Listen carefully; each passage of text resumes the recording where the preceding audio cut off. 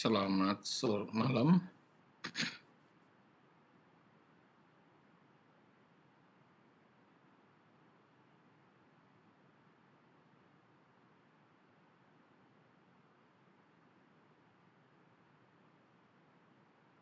Selamat malam, Prof.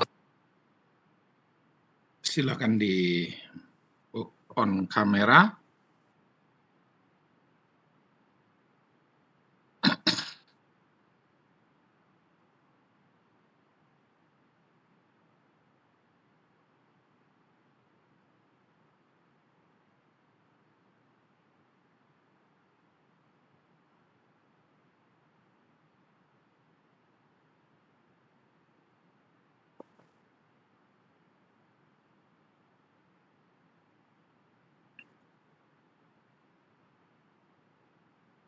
Baik, tolong siap. Dan untuk pretest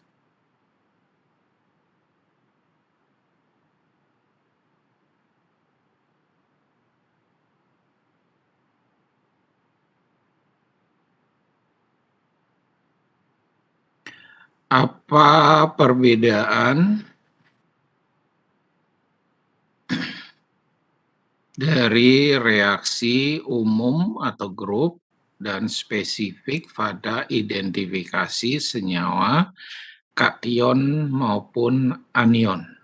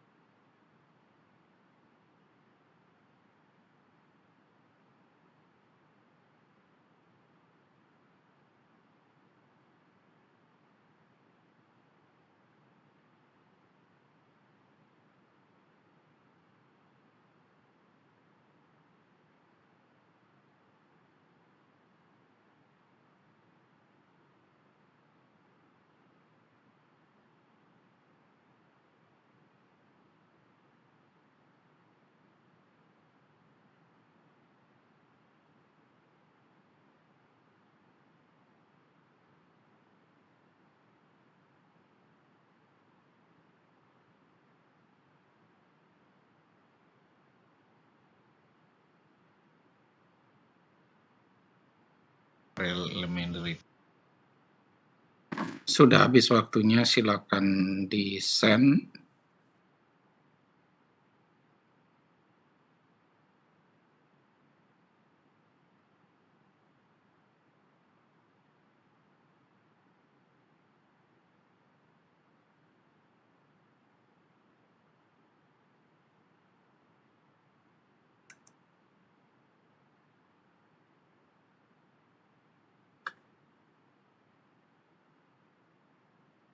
Baik, kita mulai dengan diskusi. Silakan yang mohon maaf tadi materinya agak telat karena kesibukan dan kegiatan saya. Jadi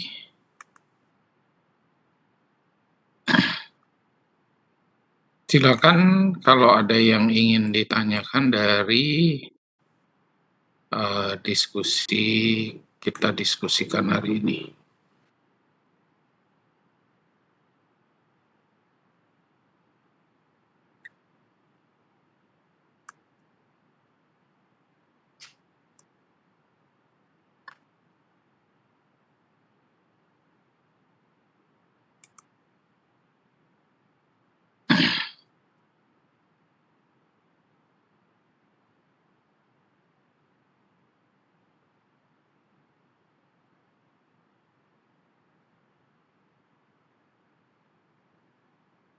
Baik, masih pada capek habis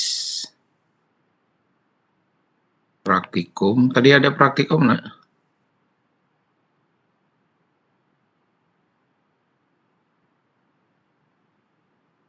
Izin menjawab, Prof. Untuk golongan AB tadi ada praktikum SBBH di lab.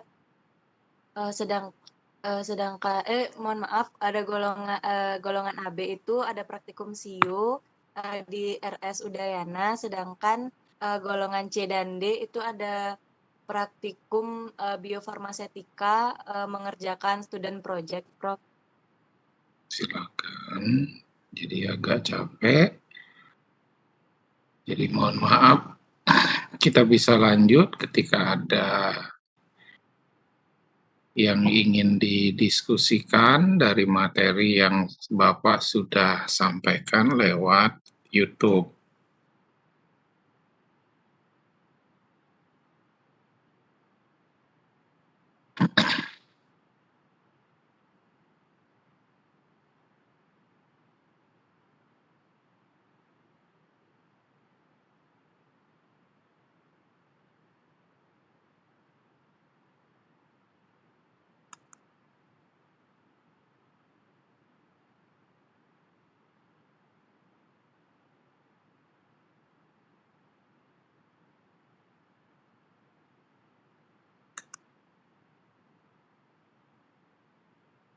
Kelasnya lumayan besar, ada sekitar 90.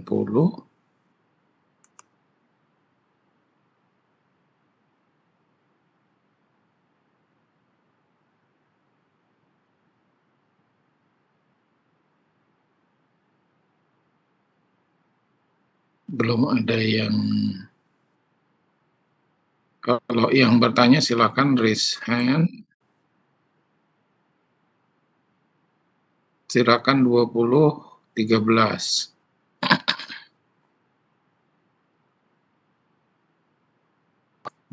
Baik Prof, terima kasih untuk kesempatannya. Jadi saya izin bertanya mengenai uji nyala api. Jadi pada video sebelumnya Prof menjelaskan salah satu metode identifikasi suatu logam itu dengan dapat kita dengan uji pembakaran sehingga kita ketahui adanya perbedaan warna yang dihasilkan. Saya ingin sedikit bertanya dan berdiskusi. Sebelumnya saya sempat membaca apa yang menyebabkan perbedaan warna itu adalah adanya pengaruh dari suhu panas yang mengakibatkan perpindahan elektron dari kulit luar hingga naik ke tingkat yang di atasnya. Sehingga perpindahan energi tersebutlah yang menyebabkan perbedaan warna. Jadi pertanyaan saya adalah apakah apakah perbedaan warna yang signifikan seperti contohnya jika sebelumnya Prof menjelaskan mungkin jika sampelnya adalah natrium atau sodium yang dibakar itu menunjukkan nyala kuning, dan juga jika litium yang dibakar itu akan menunjukkan warna merah. Saya izin bertanya, perbedaan warna yang signifikan itu apakah juga dipengaruhi oleh uh, besaran energi? Maksudnya besaran energi ini, sebelumnya saya sempat membaca juga warna api tersebut dapat berbeda berdasarkan tekanannya. Jadi semakin biru atau semakin ungu warna api tersebut akan lebih panas. Apakah ada hubungannya dengan ke sana, Prof? Untuk membedakan dari identifikasi logam tersebut. Baik, ya, sebelumnya yang tidak on kamera terpaksa saya mute, jadi saya akan lock nanti agar tidak bisa login lagi.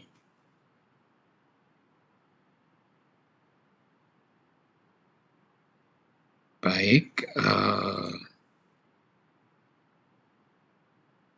apa yang disampaikan tadi sangat benar. Jadi sangat dipengaruhi oleh energi eksitasi dan emisi. Nanti Anda akan pelajari pada instrumen AAS khusus membahas tentang absorption spektroskopi atomik atau pada emission spektroskopi atomik. Nah, di sini kenapa kita bisa lihat menjadi berwarna? Karena di situ yang terlihat adalah senyawa dari zat aktif tersebut atau logam-logam tersebut yang tereksitasi pada energi tereksitasi, kemudian setelah itu dia kembali melepaskan energinya atau teremisi, sehingga energi emisinya itu adalah kita bisa amati memiliki atau melepaskan panjang gelombang yang kita amati pada daerah visible. Nah, itu yang sehingga kita bisa lihat dia berwarna kuning, berwarna ungu, itu kita bisa lihat, sehingga nanti bisa jelas identitasnya sesuai dengan warna yang ditunjukkan. Nah, ini juga kita amati ketika dia mengemisikan panjang gelombang tertentu yang kita bisa amati. Nah, itu sangat spesifik dan sangat khas buat senyawa-senyawa tersebut. Nah, kira-kira seperti itu. Nah, kemudian apakah dipengaruhi oleh panas? Jelas panas akan berpengaruh pada kemampuan energi untuk tereksitasi. Nah, di sini energi panas yaitu energi yang diserap dari panas pembakaran, kemudian mengakibatkan eksitasi dari elektron pada kulit terluar menuju elektron tereksitasi. Nah, itu sangat dipengaruhi. Jadi sangat-sangat dipengaruhi dia. Nah, di sini adik-adik bisa lihat nantinya. Jadi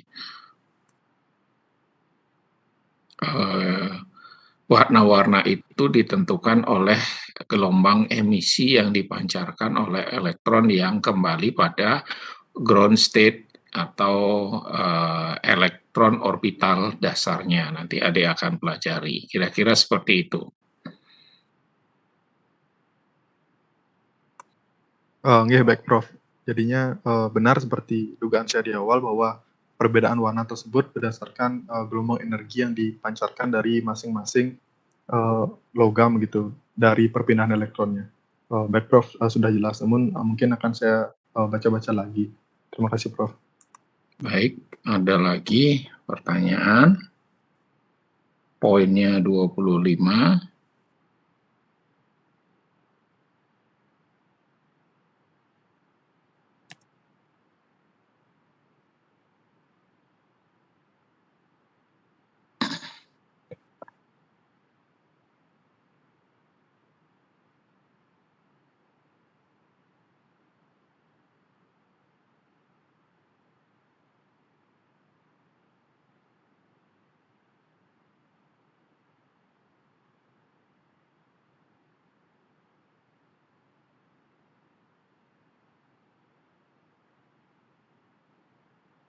Oke, ada pertanyaan lagi.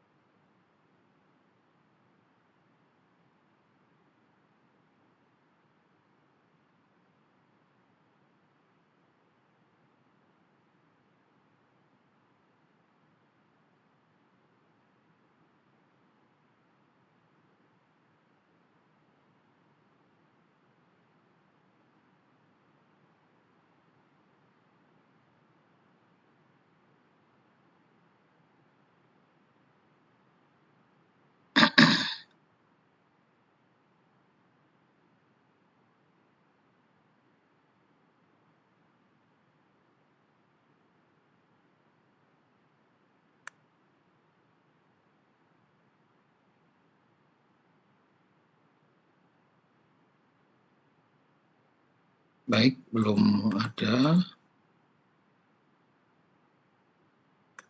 Silakan 12.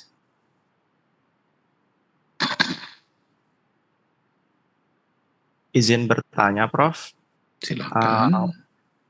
Ini pada pada video yang Profesor berikan terdapat reaksi dismutasi yaitu Hg2 dengan muatan 2+ ditambah dengan 2OH- menjadi HgO ditambah Hg tambah H2O.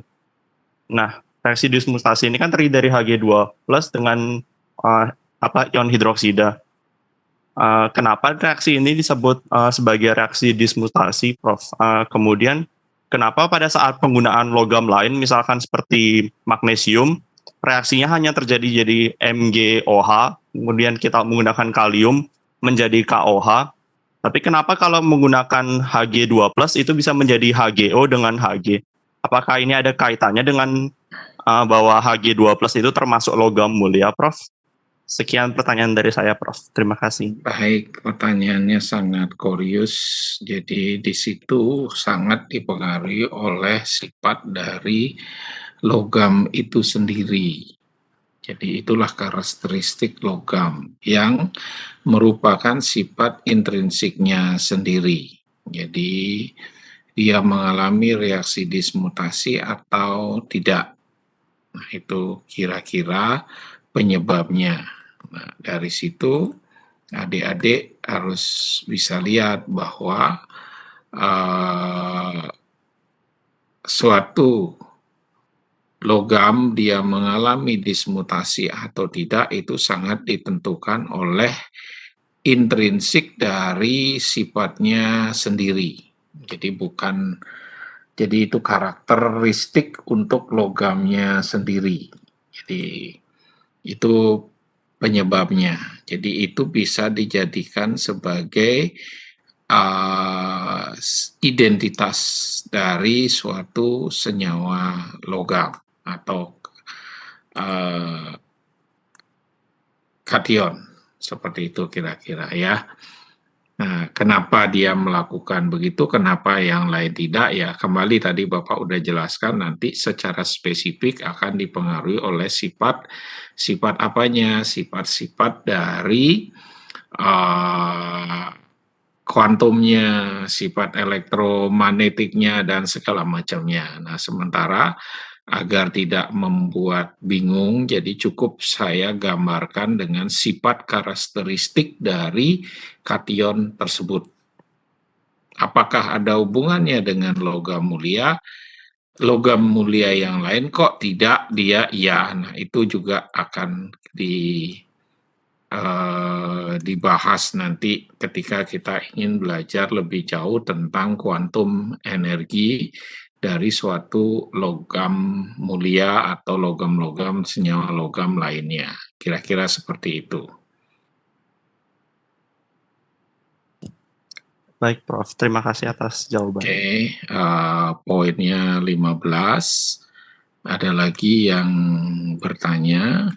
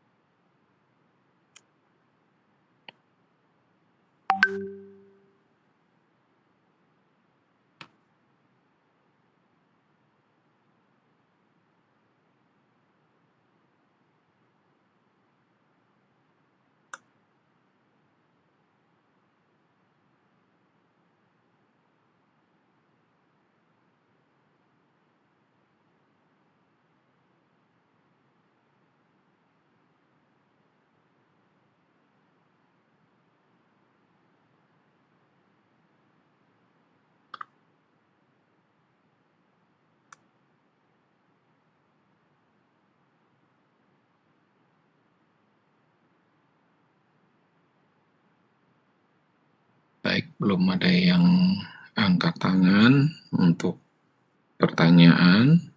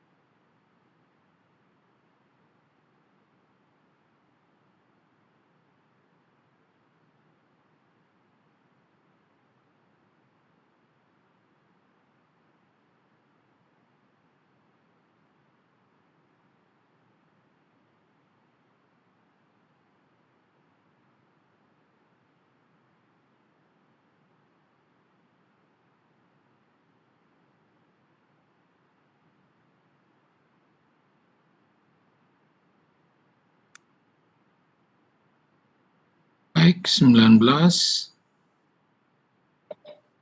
Baik, Prof. Terima kasih atas kesempatannya. Jadi di sini saya sebenarnya kalau boleh jujur, saya masih bingung untuk bagaimana langkah-langkah kita menguji untuk senyawa yang bersifat inorganik atau anorganik, Prof. Jadi jujur setelah menonton video tadi, saya masih kebingungan bagaimana langkah-langkahnya. Kita misalkan saya memiliki sebuah sampel, apakah sampel itu seperti sebelumnya ketika kita uji yang anorganik itu kan kita sudah mungkin mengetahui bahwa misalkan dalam sebuah sampel itu mengandung paracetamol seperti itu. Jadi kita mengujinya sesuai dengan petunjuk bagaimana cara mengidentifikasi paracetamol yang misalkan ada di farmakope. Nah, apabila sampelnya ini dalam bentuk anorganik dan kita belum tahu apa yang ada di dalamnya itu, apakah memang sampelnya itu kita belum tahu atau sampelnya itu kita harus sudah tahu seperti pada uji organik pada pertemuan minggu lalu, Prof. Seperti itu pertanyaannya. Baik. Di sini saya yakin semua bingung. Ya, apa sih manfaatnya nanti di dunia farmasi?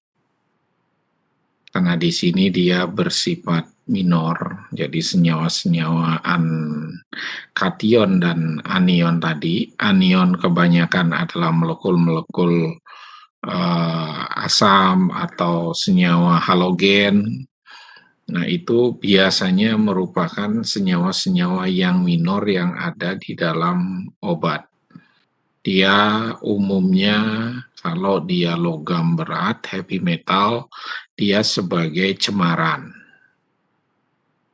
Cemaran umumnya diidentifikasi sebagai cemaran logam berat secara semi kualitatif.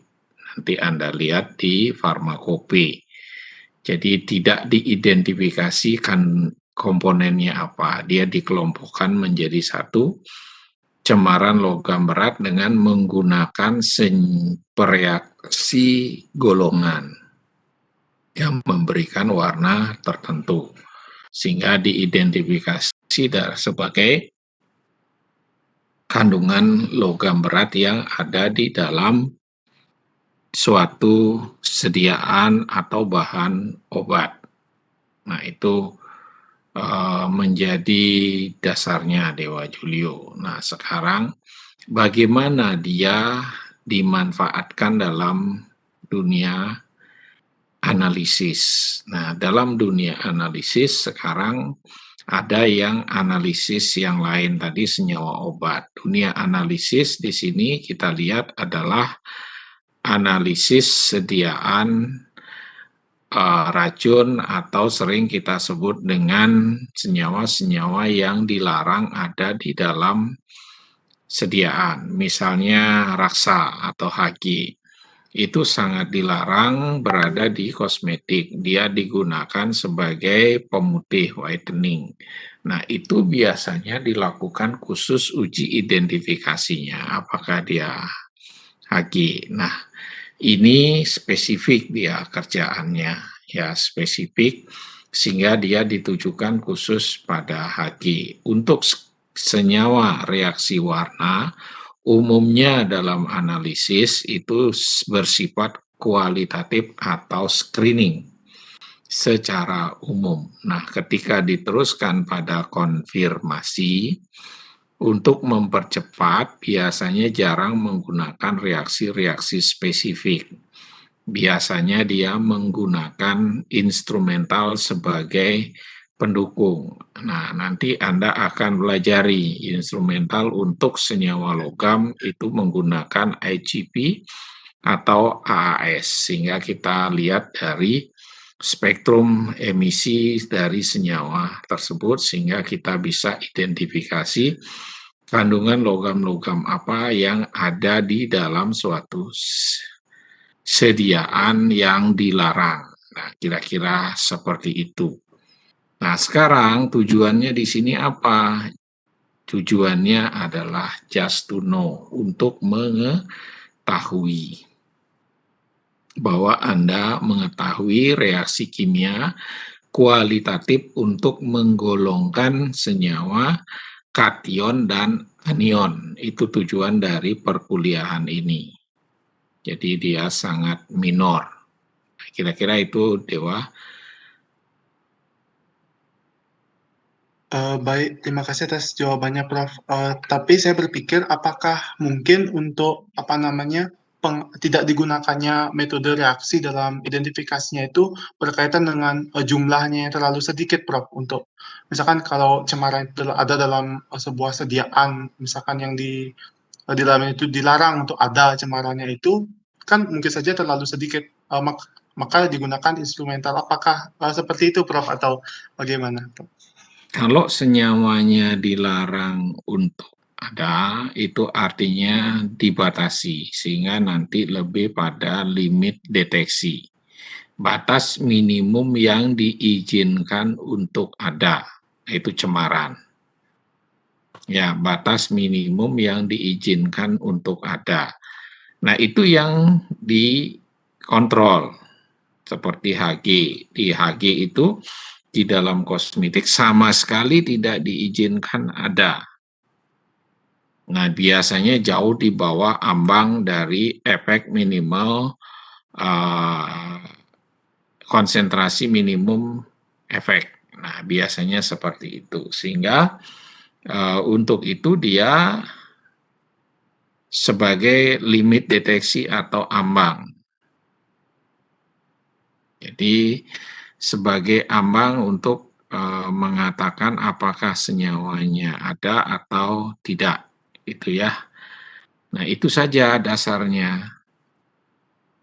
Nah, itu spesifik untuk senyawa-senyawa tertentu yang dilarang keberadaannya. Ya, yang dilarang keberadaannya. Kira-kira seperti itu. Baik, Prof. Terima kasih atas jawabannya. Oke, poinmu 20.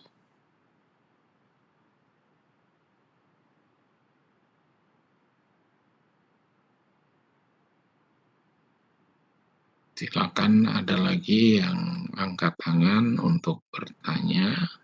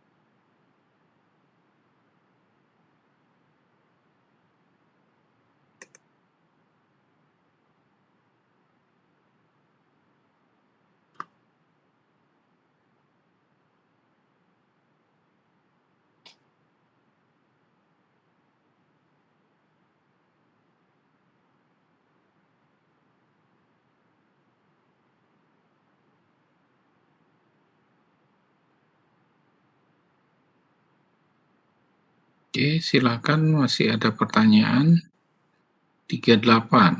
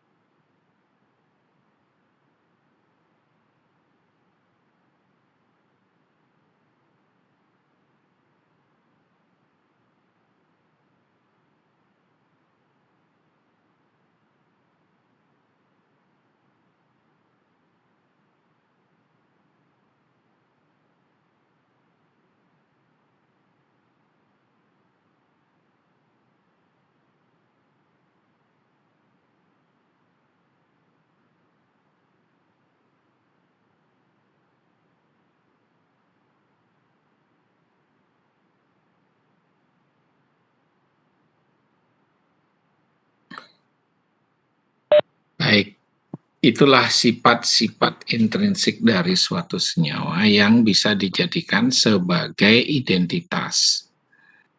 Kenapa dia membentuk senyawa yang kembali setelah dia mengendap, kemudian ditambahkan berlebih membentuk ion yang berbeda sehingga membentuk perlarut. Itu kembali pada sifat intrinsik dari senyawa itu sendiri. Kenapa dia membentuk tetraium amonium yang bisa terlarut? Itu kembali pada sifat intrinsik dari senyawa itu sendiri. Itulah yang dijadikan dasar untuk melakukan identifikasi. Jadi zaman saya kuliah itu kuliahnya 1 semester khusus tentang ini. Praktikumnya juga sama, kita mengidentifikasi seperti pada video yang saya berikan. Jadi kalau nggak bisa, itu bisa nggak lulus kita. Nah, karena zaman itu instrumentasi belum seperti sekarang.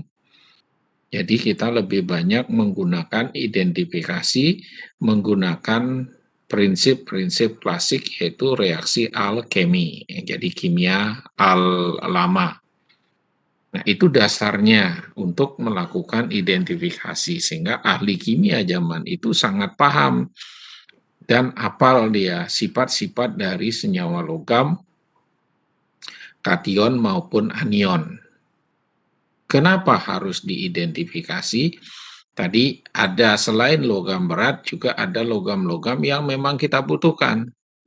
Seperti logam, mikrologam yang dibutuhkan sangat umum di dalam tubuh kita, kalsium misalnya, natrium, kalium, magnesium, nah, itu sangat dibutuhkan. Nah, itu khususnya golongan lantanum atau golongan 2. Apa manfaatnya golongan 1 dan 2 di dalam tubuh? Misalnya kalsium. Ada yang bisa jelaskan?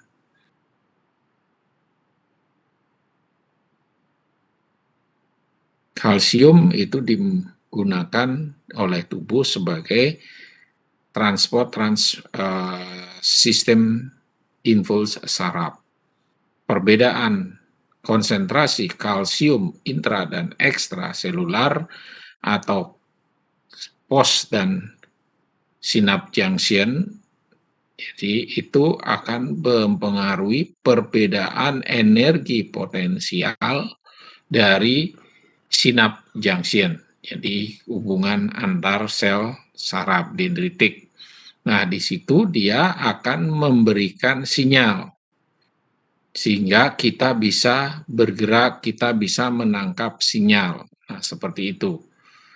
Perbedaan konsentrasi ion kalsium di dalam tubuh. Nah, sekarang tujuan untuk mengidentifikasi kalsium itu untuk apa? Untuk mengetahui sumber-sumber kalsium alami yang bisa dimanfaatkan untuk kesediaan farmasi. Nah, sekarang natrium. Natrium sangat dibutuhkan oleh tubuh, namun kalau kelebihan natrium, konsentrasi dari natrium berlebih, dia akan meningkatkan kepekatan darah.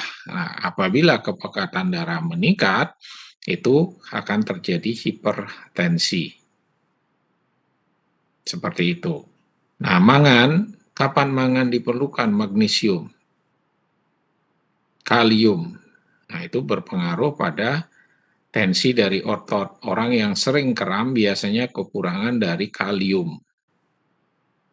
Sehingga dia butuh kalium dalam jumlah kecil, begitu juga dengan magnesium dalam jumlah yang sedikit. Nah, berbeda dengan logam berat tadi, logam berat sangat tidak diizinkan. Nah, zaman dulu hanya bisa dikerjakan dengan menggunakan identifikasi seperti tadi.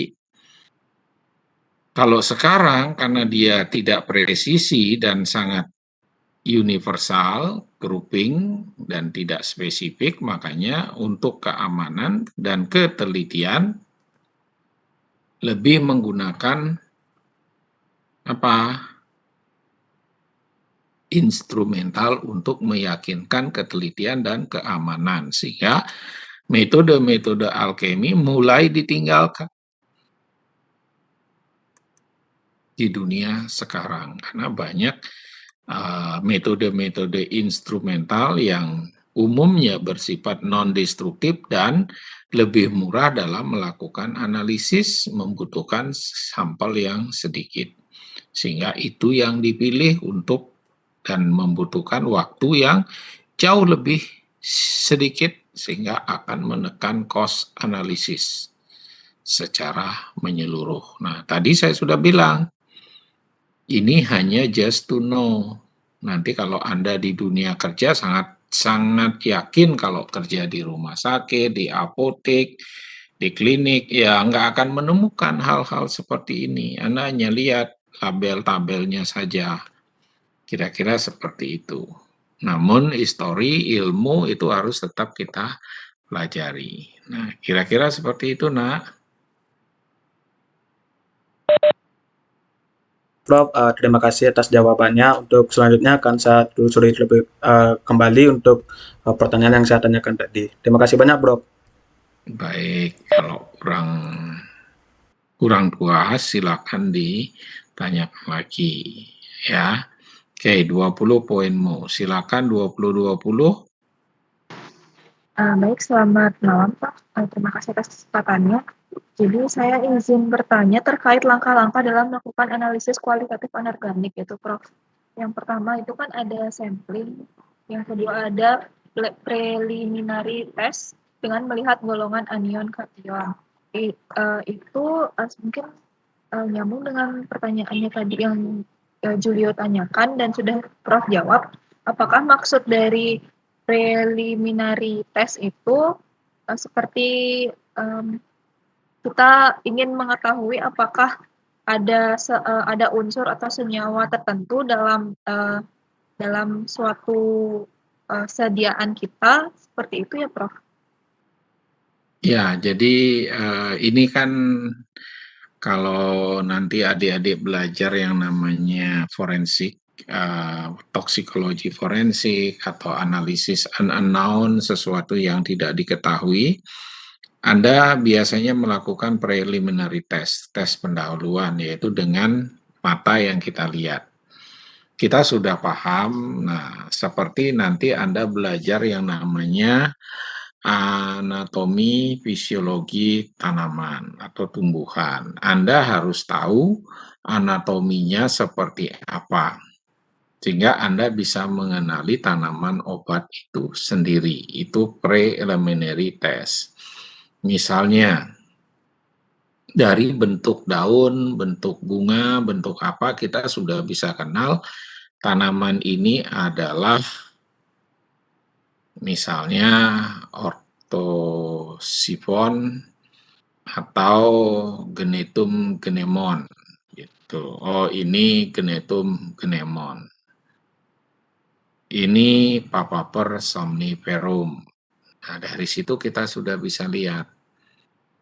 Nah, ketika sekarang dicampur dia menjadi serbuk, kita menggunakan mikroskopis untuk melihatnya. Nah, sekarang mikroskopis sudah mulai ditinggalkan.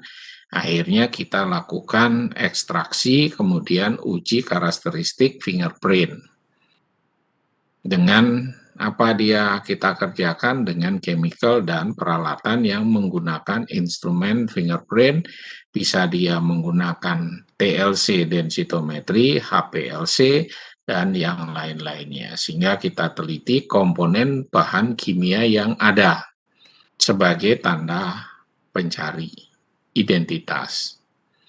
Nah, preliminary test di sini misalnya ketika kita lihat logam berwarna ungu, serbuk hijau, oh ini kira-kira ada Cu. Nah, atau adik lihat dari tembaga bronze yang sudah mengerak itu kan warnanya kelihatan ya.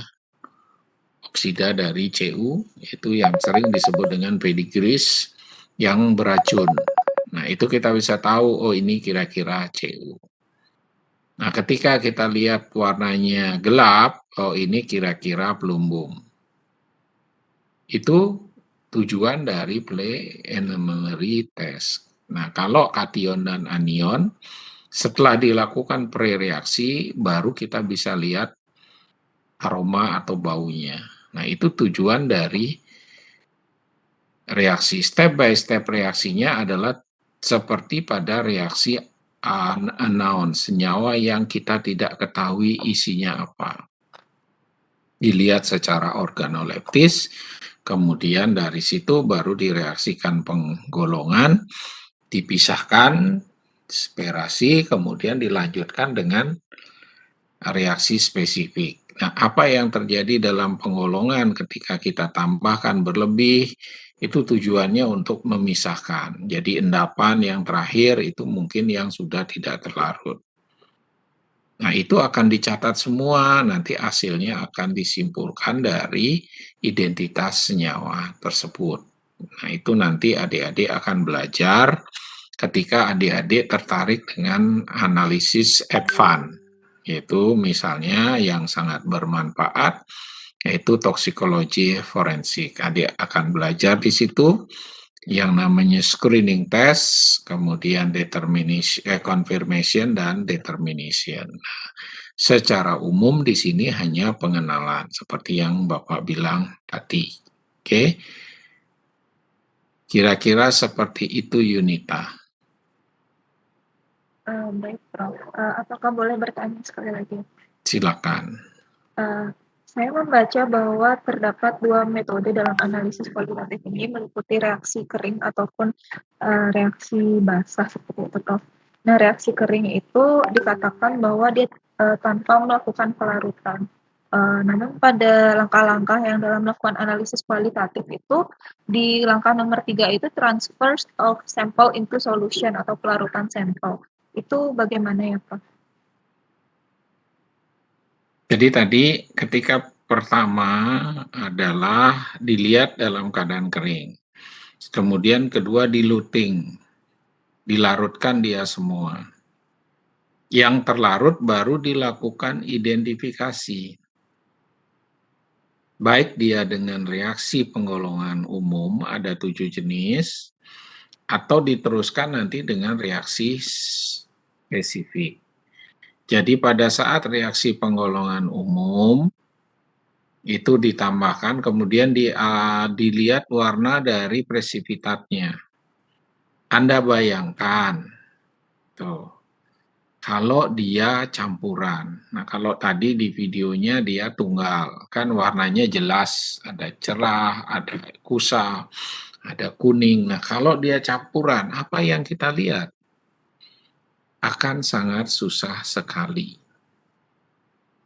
Sehingga setelah itu diendapkan, kemudian endapan sama yang terlarut dipisahkan. Setelah dipisahkan kembali, ditambahkan berlebih, kemudian yang sisa mengendap dan terlarut juga dipisahkan. Akhirnya kita bisa memisahkan kelompok-kelompok logam berdasarkan kelarutannya, reaksi presipitasi. Itu kira-kira dari situ kita bisa lihat nanti, bisa identifikasi lebih lanjut dari sifat dan warna yang diberikan terhadap reaksi umum tadi. Nah, ada 7 step. Kalau di video hanya 2 saja yang ditampilkan, NaOH dan amonium. Nah, belum lagi ditambahkan sulfida. Nah, ini akan banyak sekali informasi yang Anda dapatkan dan Anda compile untuk bisa menyimpulkan. Setelah itu, gitu loh, baru Anda lakukan pemisahan dan Anda identifikasi lebih lanjut. Nah, Anda bayangkan betapa susahnya melakukan identifikasi menggunakan reaksi alkemi ini. 1, waktunya panjang. 2, menggunakan senyawa-senyawa kimia yang sangat berbahaya. 3, ketidakpastiannya banyak. Sehingga pada zaman saya kuliah dan kakak kelas saya paling banyak nggak lulus di sini. Bisa sampai 2-3 semester ngulang. Nah, pengalaman saya, karena saya pada saat itu praktikum, jeli, jadi preliminary test yang membantu. Dari situ kita lihat warna-warna logam-logam yang dicampur, oh ini, tandain, ini. Kemudian baru dilihat reaksi-reaksinya. Nah, sehingga nilai saya 100 lalu. Nah, yang lain kalau di preliminary test tidak sangat teliti, Dia hanya larutin, begitu udah kehilangan sifat dasarnya. Nah, ketika kita teruskan sebegitu banyak, pusing kita menyimpulkan. Kira-kira identitas apa sih senyawa ini? Nah, hal tersebut tadi saya sudah berulang kali sampaikan. Di zaman sekarang hal itu sudah ditinggalkan. Satu, karena dia limit deteksinya terlalu tinggi, tidak presisi. Kedua, need time, kemudian costly. Ketiga, ya tidak efektif. Sehingga mulailah diciptakan peralatan-peralatan yang langsung direct menguji dan mengidentifikasi. Sehingga teori itu sudah mulai banyak ditinggalkan. Kalau adik-adiknya apoteker yang sudah lulus tentang ini pasti dia nggak banyak tahu. Seperti itu. Nah, kemarin saya diminta ngasih materi tentang keamanan pangan di BPOM pada persiapan untuk G20. Apa? Ini sama persis uji nitrit, kemudian nitrat, kemudian senyawa-senyawa arsenat, itu menggunakan reaksi warna. Nah, mereka pada umumnya misinterpretasi. Jadi karena reaksi kualitatif, dia sudah katakan positif. Saya bilang tidak. Itu baru screen test. Nah, itu harus dikonfirmasi lagi. Nah, barulah dia menyadari. Gitu kira-kira. Belum lagi reaksi positif palsu. Sehingga agak susah. Gitu. Nah, banyak hal yang itu khusus pada keamanan pangan. Berarti dia untuk Anda sekarang itu levelnya advance. Ya, Anda sudah bekerja di BPOM, ditugaskan pada bidang keamanan pangan, baru Anda melakukan ini lagi, baru Anda akan pelajari lebih. Kira-kira seperti itu. Nah, nanti bulan depan saya diundang ke Jakarta untuk ngisi analisis kualitatif senyawa obat yang ada di BKO. Itu juga menggunakan reaksi warna.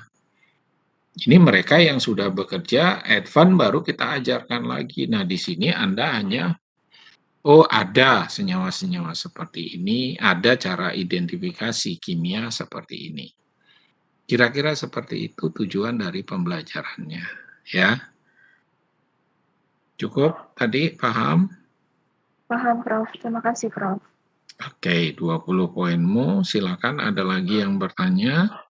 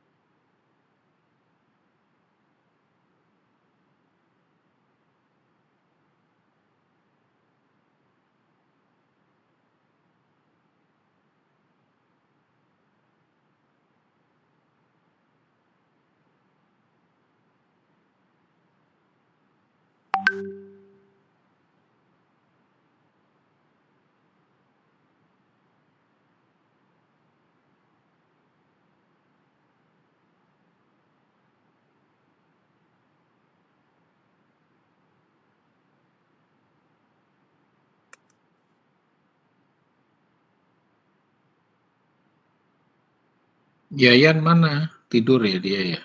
Biasanya paling aktif.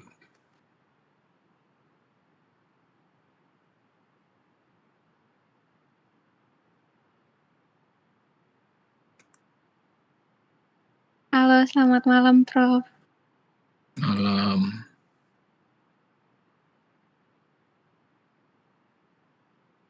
Gimana Yayan?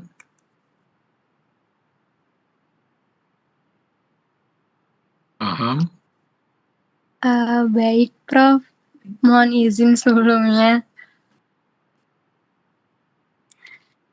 Baik, Prof. Mohon izin sebelumnya. Sebenarnya ada yang ingin saya sampaikan, Prof. Apa itu? Apakah- Silakan.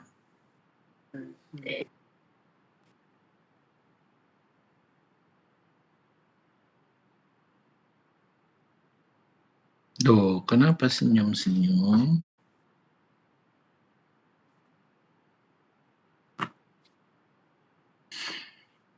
Saya nunggu-nunggu nih mau nyampein apa.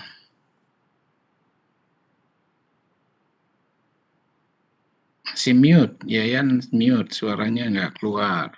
Atau sengaja di mute. Baik, Prof. Saya mohon izin menyampaikan selamat ulang tahun, Prof. Oh. Terima kasih semuanya. Jadi Happy birthday, Prof. Semoga panjang umur, sehat nanti ada selalu. yang buat TikTok nggak? Sukses selalu, Prof. Terima kasih banyak. Jadi saya nggak ngenali kalian ketika praktikum karena semua ketutup dan saya nggak hafal nama-namanya. Jadi saya nggak bisa. Jadi sekian banyak yang harus saya ingat. Kadang-kadang yang saya ingat yang spesifik, yang super nyeleneh, yang super nakal, itu baru saya ingat. Ya, makasih semua ucapannya, terima kasih banyak. Jadi mudah-mudahan kalian sukses semua. Jadi COVID mengizinkan kita untuk bertemu, sehingga ilmu yang kalian inginkan bisa didapatkan dalam praktikum. Kira-kira seperti itu ya. Oke, ada lagi yang ingin disampaikan Yayan dan adik-adik?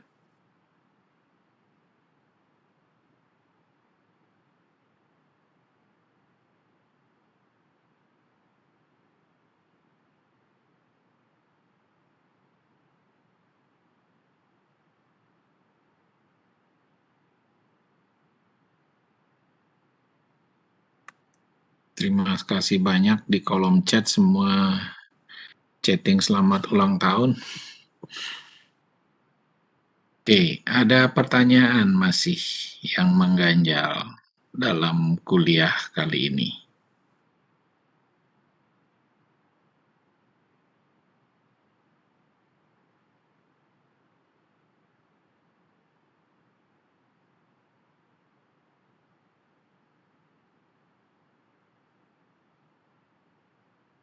Loh, kok nggak ada yang nyanyi ya? Rasanya ya siapa yang bisa nyanyi? Silakan yang angkat tangan.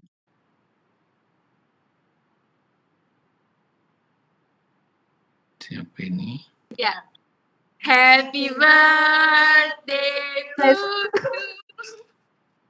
Happy birthday to you. Happy birthday, happy birthday, happy birthday. Oke.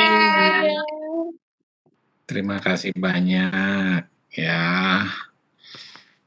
Terima kasih banyak semuanya.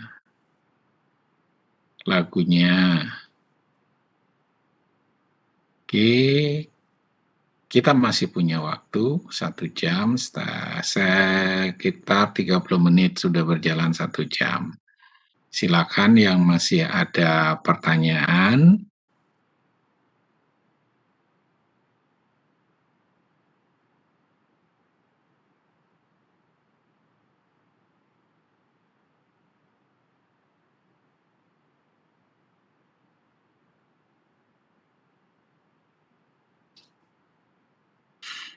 Kalau tidak ada pertanyaan, saya mau nraktir Anda gimana caranya nih?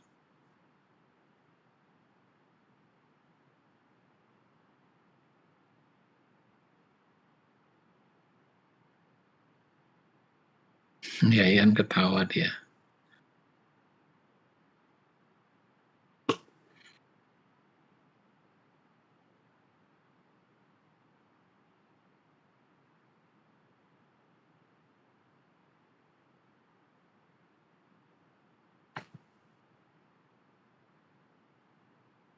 Oh iya, Dian bukber. Ayo kita bukber ya.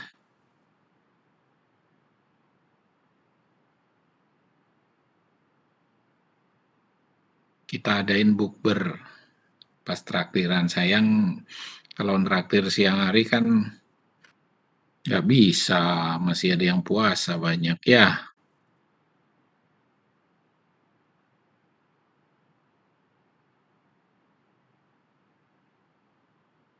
Izin Prof, selamat malam. Apakah boleh kita foto bersama nggih Prof? Duh, kenapa nggak boleh? Di TikTokin Nggih, juga boleh. nggih Prof, baik. Nggih, saya mohon izin Prof memandu, untuk teman-teman ada yang bisa nge-screen capture nggak? Ada, saya screen capture. Nanti saya kirim ke siapa? Kormanya Nadia ya. Untuk kormanya, Sugiantari Prof. Sugi. Tapi chat WA-nya nggak ada tuh. Nggih, mohon ditunggu sebentar nggih Prof.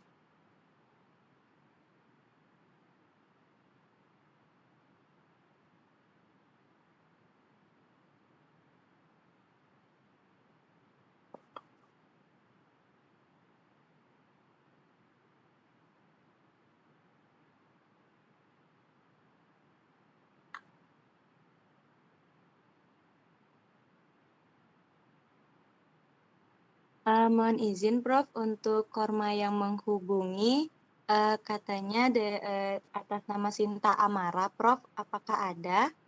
Belum masuk chatnya.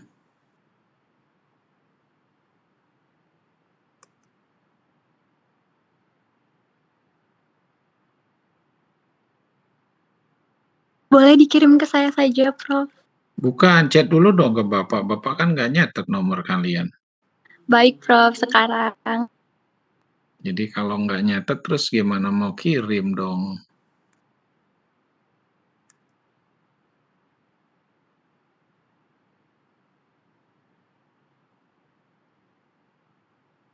Nah, ditunggu chatnya dulu, baru Bapak kirim. Ini chatnya belum masuk. Oke. Sudah ada beberapa yang masuk. Sebentar, Bapak balik. Gak lemot. Oke.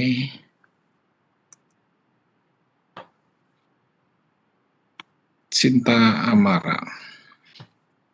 Ctrl V.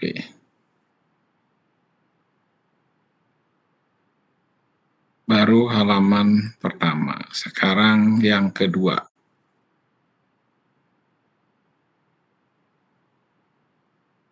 Oke, mohon ditunggu.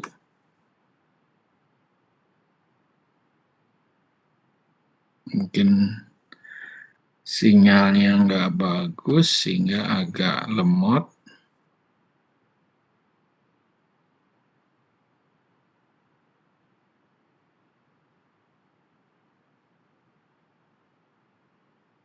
Oke, sekarang print screen.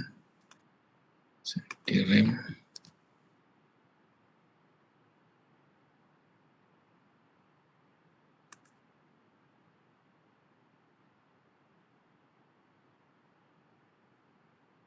Semua pakai background. Wow, siapa yang buat ini? Kaget saya. Disiapin. Baru sadar. Pada pakai DP khusus.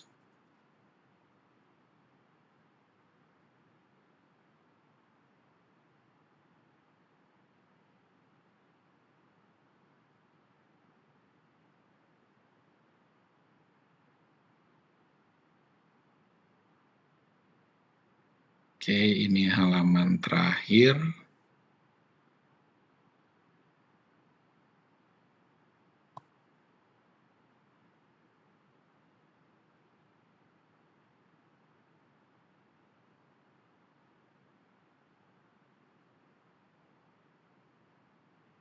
Nah, sudah semua. Terima kasih. DP-nya cakep banget yang buat.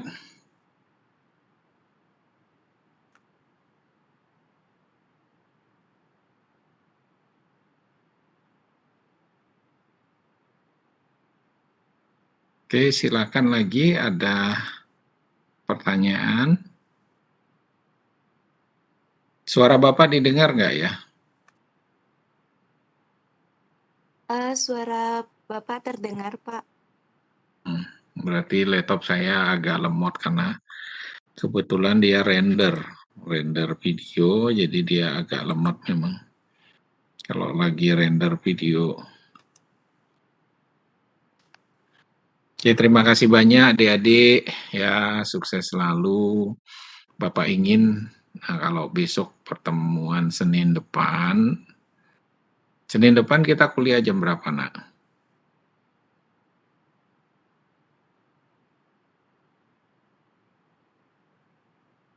Kuliah titrasi redok. Ya, kalau nggak salah ya materinya ya. Itu iya, Prof. Menurut jadwal jam 10.20. Iya, Prof. Jam? Jam 10.20 sampai jam 12 WITA, Prof. Ada yang bisa mengupayakan ruangan nggak? Nggih, Prof. Saya usahakan untuk mencari ruangan, Prof. Oke, saya catat ya. Baik, Prof. Titrasi redok. Nanti Bapak akan kasih hadiah semuanya. Hadiah khusus untuk kalian bisa memacu diri. Dia akan Bapak prepare. Jadi nggak lagi pakai. Nah, video YouTube tetap Bapak buatkan. Nanti Bapak prepare bagaimana kita bisa memotivasi diri agar kita berkinerja sesuai dengan keinginan tanpa sadar kita. Sehingga kita menjadi manusia yang super berprestasi. Jadi nggak capek, kita semua nggak merasa tertekan, kita happy ngerjainnya, semua menjadi bagian kewajiban yang kita kerjakan dengan tanpa sadar sehingga menghasilkan hasil yang luar biasa. Nanti Pak kasih hadiahnya hari Senin. Mohon diupayakan ruangan sehingga kita bisa bertemu di kelas ya. Nggih, baik, Prof. Terima kasih. Oke. Baik, kalau tidak ada pertanyaan lagi, masihkah ada pertanyaan hari ini?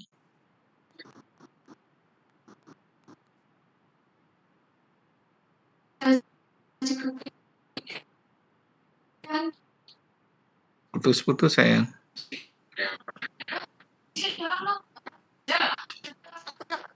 Oh, dia lagi ngobrol dengan yang lain, berarti nggak ada. Baik, kalau nggak ada, bisa kita akhiri kuliahnya.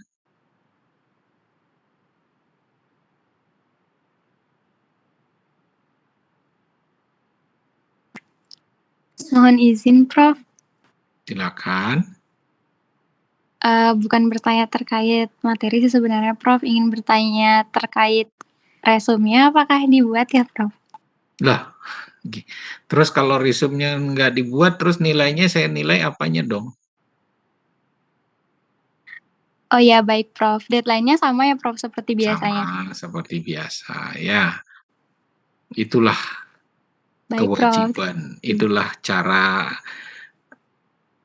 dosen Anda mendidik Anda menjadi orang yang tangguh. Gitu. Jadi makanya farmasi itu terkenal mahasiswanya kuper. Kurang pergaulan karena sibuk dengan laboratorium, sibuk dengan laporan. Sampai-sampai ya kayak Bapak sudah mau lulus apoteker belum punya pacar, akhirnya ya teman sekuliah juga jadi pacarnya. Karena ketemunya itu terus. Jadi cinlok dia.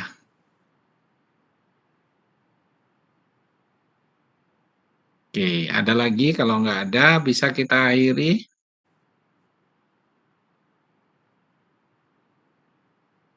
Baik ya, Bapak hari kuliahnya nih, udah siapa nih? Gusti Ayu Putu Putri udah ngantuk, matanya udah nguap. Jadi udah capek, baik. Nah, Nanti teman-teman yang nggak hadir, saya nggak izinkan bikin resume. Tapi sekarang silakan dulu. Berarti dia nggak bisa memberi pertanyaan. Oke, sebagai bagian dari pembelajaran disiplin. Terima kasih banyak. Sorry waktunya sehingga kuliah kita di luar jam. Terima kasih buat pengertiannya karena kesibukan saya padatnya aktivitas sehingga membuat kuliah harus ditunda-tunda. Terima kasih banyak atas pengertiannya. Oke, selamat malam, selamat beristirahat setelah capek seharian. Mudah-mudahan COVID sudah berlalu dan kita bisa belajar lebih baik sehingga cita-cita adik sebagai apoteker yang mumpuni bisa kita wujudkan. Oke, selamat malam, sampai jumpa di hari Senin. Bapak tutup kuliahnya. Selamat malam, Prof. Terima kasih banyak. Selamat ulang tahun, Prof. Terima kasih semuanya. Selamat malam, Prof. Selamat ulang tahun, Prof. Terima kasih. Selamat malam, Prof.